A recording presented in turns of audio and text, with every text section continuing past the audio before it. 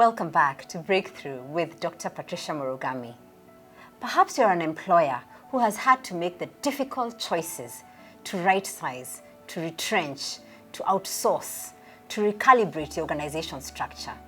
And if you're an employer who's worth their salt, I know it wasn't easy for you to make that decision. You probably fought tooth and nail to ensure that this was the last resort for you to engage in.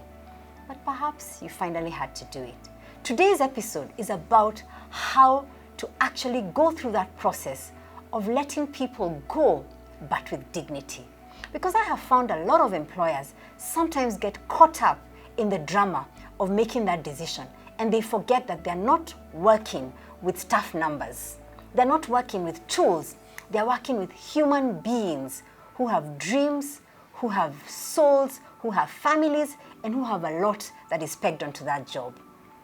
So my first point of insight is treat people with dignity. Give them the opportunity to understand, person to person, where you're coming from. And I have seen some incredible HR leaders actually coming to that level where they speak person to person, trying to help the other person understand that from a human level, this was the last thing they wanted to do. But they're also willing to help these people who have to leave the organization through a voluntary or other kind of package to find the next thing. So treat people with dignity. Remember, they're human beings. And don't forget, it could be you.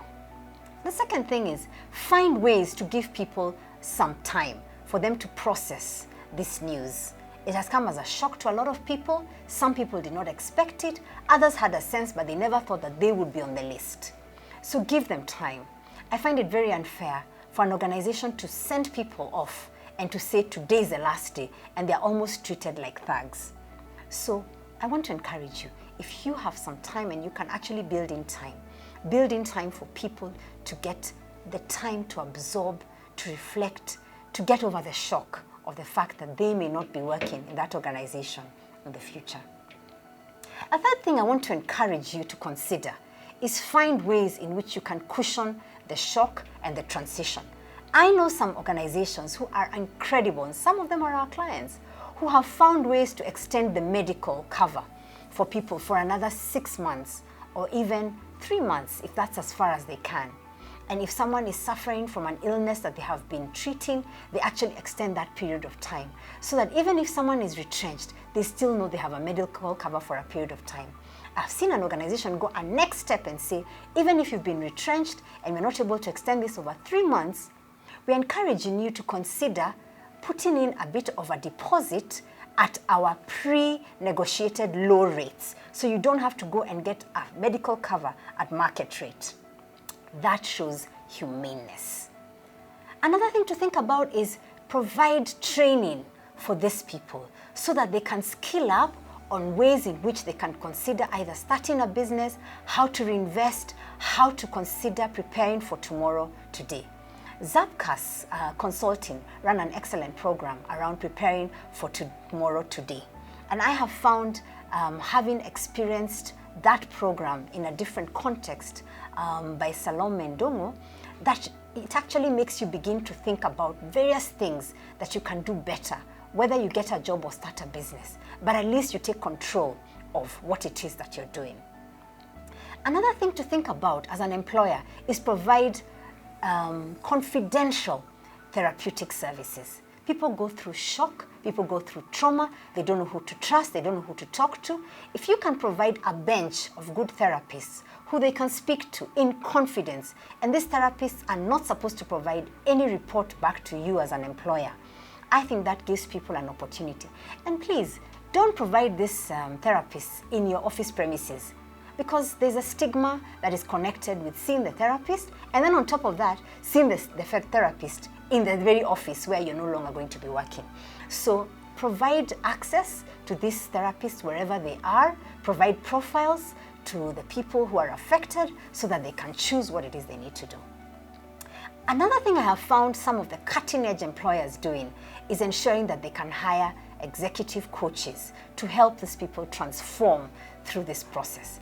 You might find that because of that, these people can actually be your best ambassadors out there. And who doesn't want ambassadors for the products and services?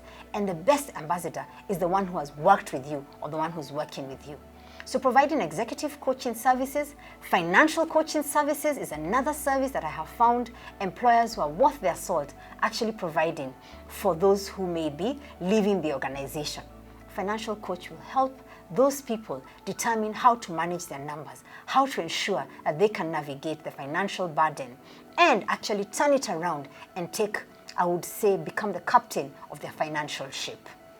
We hope that the ideas, the snippets of ideas that we have provided in this particular episode will help you as an employer who's navigating this season of turbulence. Remember that at the end of the day, these people who are exiting your company are human beings with souls, with families, with dreams, and with goals. Perhaps some of those goals, they couldn't realize them during their tenure at your organization. But the way you treat them as they navigate this time can actually help them make sure they achieve those goals. But more importantly, that helps them also come to terms with this experience. And who knows, they can even become ambassadors for your organization because of how you treated them with dignity. I hope as organizations, we can all rise up to the challenge of ensuring we are more humane and more human in the way we execute difficult decisions, treating people with dignity, and remembering that today it's them, tomorrow it could be you. And the way you treat them, chances are that's exactly how this life is full circle. I wish you courage as you navigate this particular season of exiting people, but I also wish you compassion that you will do so in a way that is compassionate and that is kind, but it's also reflective of the values that you personally have and as a corporate organization that you espouse to actually live up to. Thank you.